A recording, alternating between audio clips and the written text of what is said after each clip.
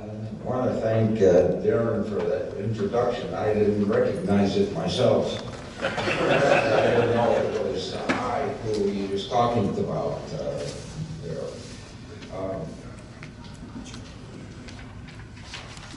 I want to thank him for the opportunity to speak here today and to mention anecdotally in preface to what I'm going to say that the fact that we combined the Masonic Conference on Masonic and Education with the Grand Masters Conference was sufficient motivation to come here today rather than wait to come to Rapid City, South Dakota next year. I had a choice and didn't know which way to go, because what I'm going to say, I would like as many Grand Masters to hear as possible. And what I'm going to say are my ideas. Some of them might be unusual, some might be radical, but I have never hesitated to say what I want to say, because I seek no favors. I don't care how high I go or low I go, and I think that this will be stimulating. So with that introduction, I'll give you my official introduction. My paper today will somewhat repeat some of the things I said in 2011 in Dearborn, Michigan. So those of you who read my paper, perhaps by mistake, perhaps by design, you may hear some repetition for that. I'm sorry.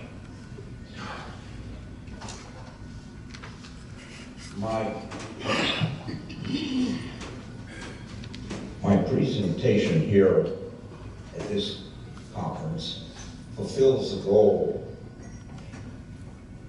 set for me by my Masonic scholastic mentor, Brother Alphonse Serza, more than 40 years ago.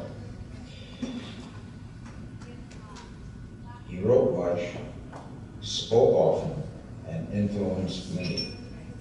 He urged me to present my work at the Midwest Conference on Masonic Education, an organization of which he was a founder in 1949. He was my mentor not because we agreed on all issues, but we often disagreed, not because he guided me through my thesis research, for he readily admitted he had little knowledge of the subject area of my research, nor my research methodology or purpose of my research. He was my mentor because of who he was, how he accomplished what he accomplished, and became an internationally respected scholar of Masonry. As a young Mason, I visited the United Grand Lodge of England in London on Queen Street, and met English Masons who knew Alphonse Serza. However, they had no idea who the Grand Master of Illinois was. To me, this was indeed a surprise, since my experience back home told me more Illinois Masons knew the Grand Master than knew Alphonse Serza. And I, as a young Mason, had great reverence for the office of Grand Master.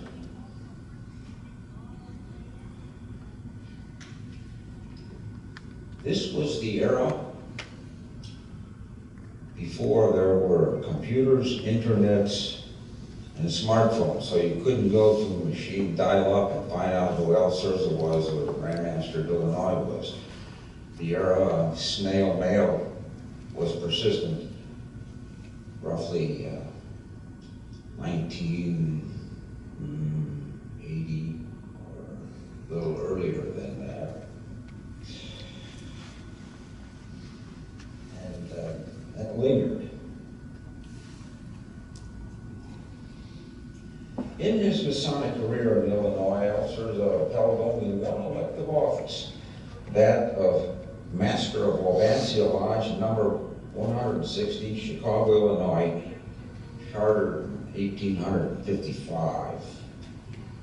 Now merged into Chicago Lodge, number 437, Skokie, Illinois. Many years later, I was honored to follow in his footsteps by being elected to the same office in the same lodge, I then called Decalogue Lodge number 160. He encouraged me to continue my Masonic research and present my work to the Midwest Conference. Education, in my mind, a definitive signal of the high regard he had for this organization. It is with this homage to Brother Serza that I turn now to the presentation of my paper, entitled Toward a Definition and Implementation of Masonic Education, Phase 2. I also want to thank my colleague from Illinois, Ray Babinski, for, in conversation last night, pointing out that which I pointed out to you, the fact that Elser was not only known in London, I happen to know he was also known in Hong Kong, that it was the era before the internet. It never struck me, and I thank him for pointing that out. During the era I knew Elser, I suspect I could have been labeled an angry young Mason. Now I suspect I could be labeled a somewhat mellowed, angry old Mason. My temperament can best be measured by the following quotation of Jerry Marcingill. People in Iowa know who he is very well. Former editor of the Philadelphia magazine, president of the Philadelphia Society. Writing in a 1988 article, he stated, "I have something on my mind which might interest a number of brethren. For far too many years I have heard Masons, many of them filling high positions in a fraternity, state education is a word which turns people off. I don't know why. I don't think that the process which makes people better equipped to cope with the world in which they live should be a word which we feel should not be mentioned in polite society. Alas, in Jerry Marcingale, I found a kindred spirit. I have come to believe that that Masonic education is a step child, or perhaps an orphan of Masonry. This belief has been acquired and solidified in 48 years of Masonry. What is Masonic education? Perhaps a better question is, what is education? Who can be considered to be an educated Mason? Who can be considered to be a Masonic educator? Is there a difference between an educator and a trainer when we consider the transmission of communication of Masonic knowledge? Is a Masonic scholar also a Masonic educator? Let's begin by positing a definition of education as planned changed behavior. When considering Masonic education, let us say that it is a planned Masonic course of study or program whose focus is behavioral change. We shortly shall consider this definition. At this point, it's useful to contrast the word train and the word educate. The word train can be defined as to instruct so as to make proficient or qualified, whereas the word educate may be defined as the process of training and developing the knowledge, skill, mind, and character. This distinction is often blurred, avoided, or misunderstood when discussing Masonic education, its definition or purpose. Many Masons hold the thought that the quest for Masonic knowledge or the dispensing of Masonic information constitutes Masonic education. As we proceed, you shall be better enabled to formulate an opinion. The concept and execution of Masonic education has not received the robust interest, the respect of peers, or widespread prestige as those who have studied and mastered ritual. Blue Lodge Masonry, a model of Masonic education. A grade school or elementary school education is provided to all children in the U.S. for a total of 8 years plus a possible addition of up to 1 year of kindergarten. Pupils who enter kindergarten progress through all the grades and graduate from 8th grade, changed behavior from their initial entry into kindergarten or 1st grade. This process is planned changed behavior. Let us contrast this program with Blue Lodge Masonry, in particular the progressive line of officers governing the organization of a lodge. Here we also see a time of 8 years plus 1 year to serve as master of a Blue Lodge. This description assumes all officers serve 1 year in each of the 8 stations or officer positions. Here we witness a program of planned, changed behavior. An officer in his first year of service to the lodge as chaplain or master or marshal shall not exhibit the same behavior when he emerges from the master's chair as a past master, excluding verbal and nonverbal ritual. A Mason as an officer may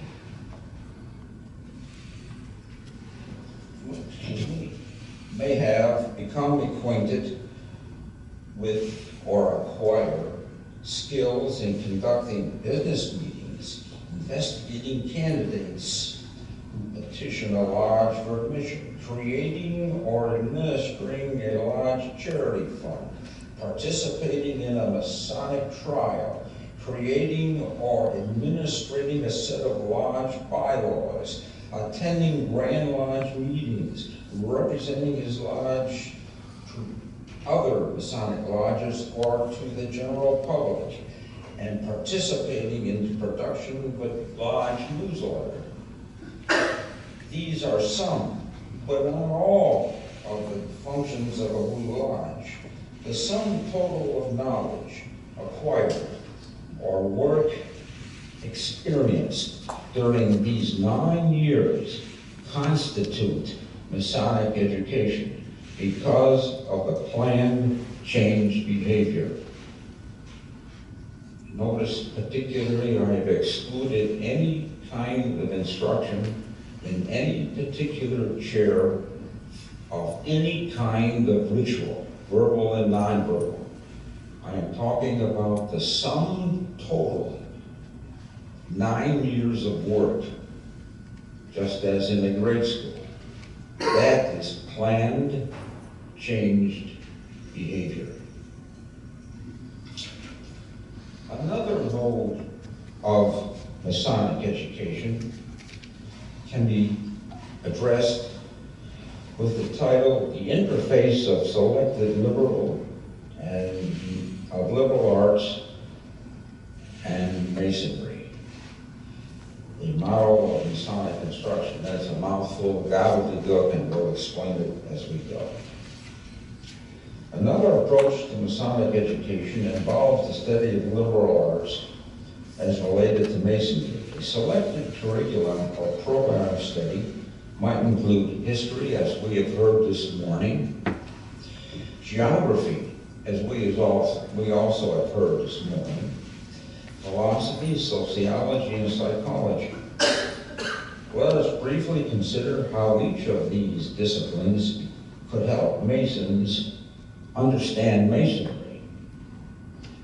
When considering history, we may study the history of a particular Blue Lodge. the history of one's Grand Lodge or the history of a particular Mason. We might study Masonry, domestic and foreign, contemporary and ancient. We may want to examine how economic history affected the welfare of Masonry, how cultural history affected acceptance in society, and how religious history affected ritual. It's a big mouthful, and it's an all-encompassing discipline. What history is to time, geography is to space. So we say here, should we not know how geography affects Masonry? Where are Masons located? Are they found in urban areas, rural areas, all the counties of all the states? Why are they located in these areas? What are the differences and similarities from jurisdiction to jurisdiction, nation to nation, state by state, county to county, rural to urban? When demographic and cultural characteristics affect Masonic densities and distribution, what kind of demographics? Demographics may be age, it may be education, it may be income, any kind of demographic data.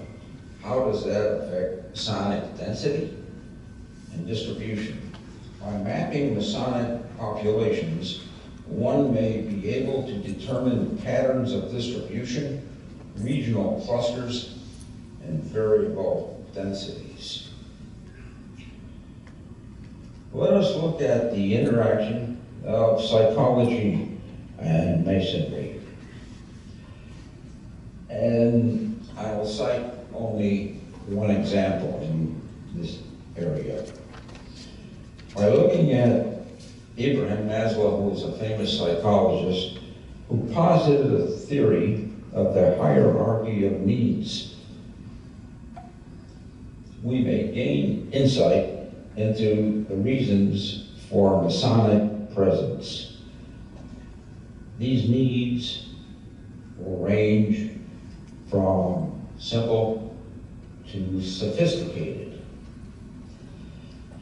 Maslow attempts to graphically depict human needs from basic to sophisticated. These may be as simple as food and shelter, but the two things that he talks about that are of interest to us may be entitled esteem and love or belonging. Under the category of esteem, have confidence, achievement, respect by others, respect for others. Qualities often describing Masonic behavior. And love and belonging we describe as friendship and family. Often two words which describe Masonry. It is here within these two levels of his hierarchy that Masonry finds a niche. How does or how may Masonry fulfill these human needs? How does Masonry interact with sociology, namely the way the history, organization, and problems of people living, working, or associating together as societal groups affect Masonry? We may want to compare Masonry with other fraternal groups such as the Elks, Moose, the Oddfellows, or business groups such as Rotary, Chambers of Commerce.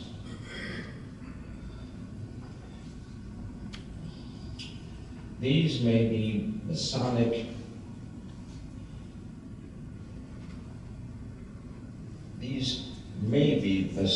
groups also. Much may be learned from Native American Masonry. For my brethren in Canada, we'll say First Nation Masonry. They are synonyms. armed forces masonry, or women in masonry. In addition, we may want to examine societal forces that are either driving men toward becoming a Mason, such as family linkage, or forces which may be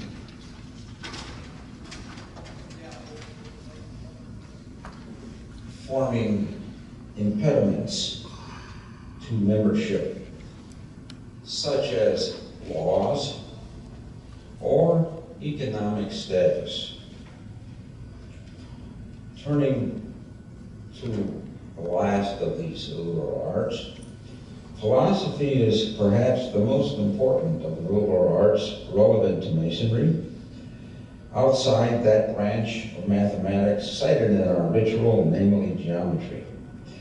The word philosophy comes from the Greek word philosophus, meaning lover of wisdom. How can wisdom be discovered, digested, and emulated by understanding the allegories, metaphors found in Masonry?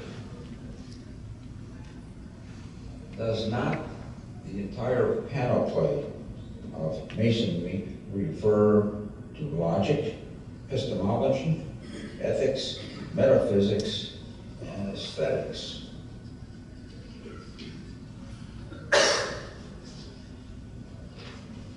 Let us look at the philosophy of Masonry and ask, does right, R-I-T-E, make right, R-I-G-H-T?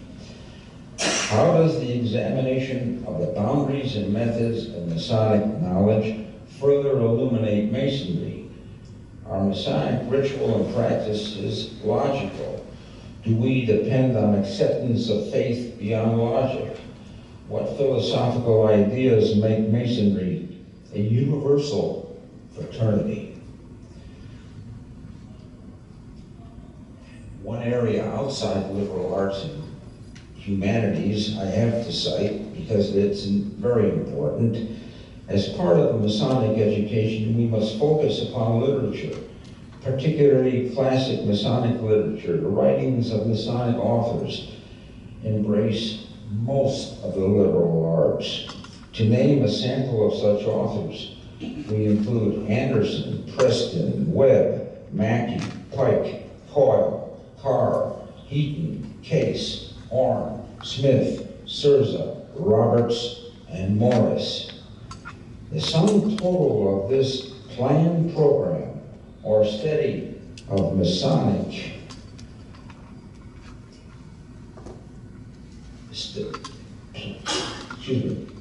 planned program of study among all of these disciplines yields a Masonic education with changed behavior. That is to say, you undertake a program of study in all of these disciplines, and you come out at the far end of that study with a far greater understanding of Masonry, which will change your behavior. Third and final model of planned change behavior, I need to mention, but I won't go into great detail of it, the study of special interest, a model for Masonic education. This particular model, which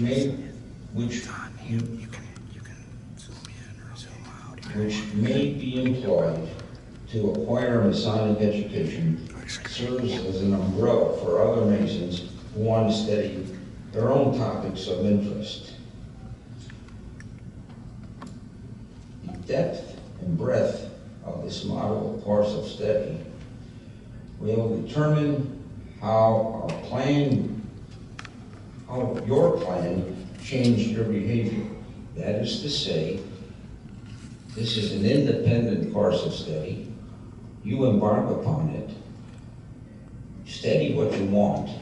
Study it deep enough and wide enough, and you'll change your behavior.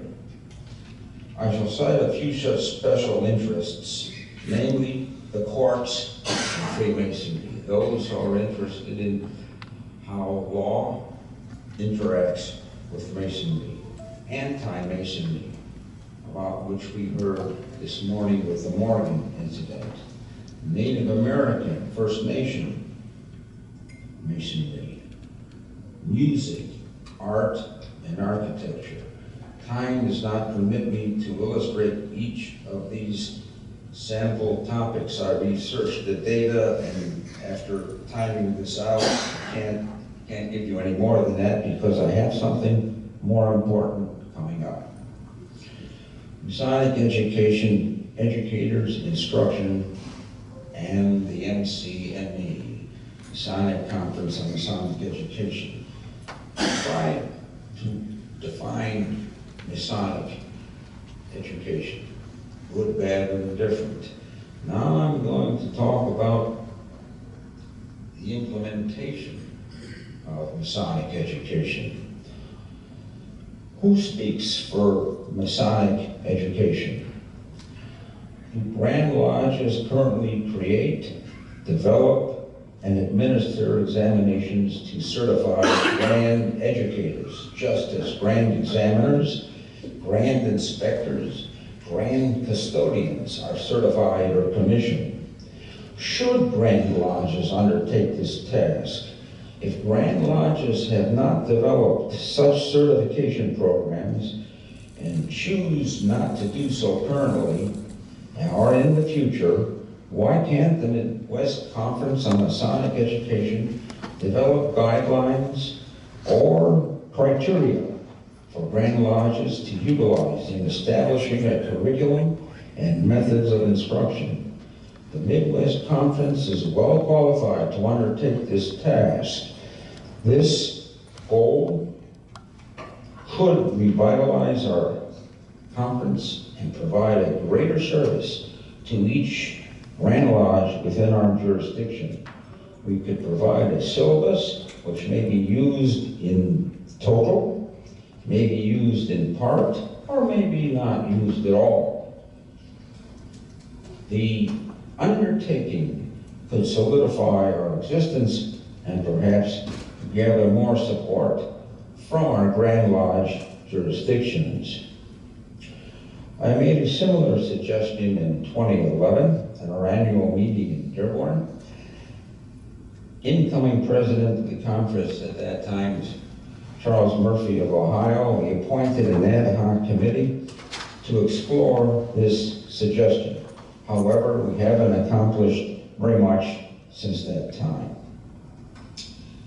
Masonic education suggested a model for a syllabus. I divided them into 3 modules. Module 1, what constitutes Masonic education? Quality and quantity. What minimum body of knowledge should one possess to be referenced as an educated or a Masonic educator? Enumerate references or sources available to obtain such knowledge. Module 2, how to learn and how to interact. In other words, high-class word here, pedagogy. And here I'd like to cite Ed Rund, his paper at the 51st annual meeting of the Midwest Conference on Masonic Education should form the basis of discussion, debate, and implementation. Model 3, evaluation and standardization. How do we measure learning? What methods or procedures are available to us, and which process is most preferable in determining if prospective Masonic educators possess minimum body of knowledge necessary to be awarded a credential and be invested with the title Grand Educator?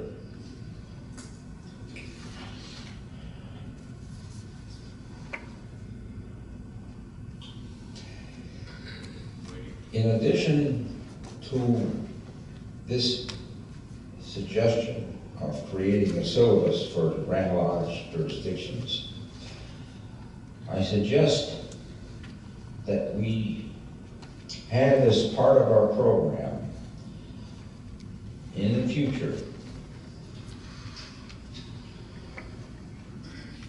of this conference, at the annual meeting, a portion of that program be dedicated to the concept of Masonic education, its definition, purpose, and implementation. As a result, we may be better enabled to recognize how each paper presented at this meeting reflects or represents Masonic education. I also suggest that we have as part of our program a feature called Socrates' Table. And here I'd like to thank Jim Billings for a conversation yesterday highlighting the origin of this phrase, either in Masonic education conferences in Minnesota and Nebraska, for I was not familiar with that origin, and for illustrating purpose and example in its execution. My thought for using this phrase, where it would be for a select group of Masons who are asked to comprise the panel and respond to any and all questions from the audience, or pre-select the topic of Masonic education, such as Ed Run's presentation of educational methodology, for discussion.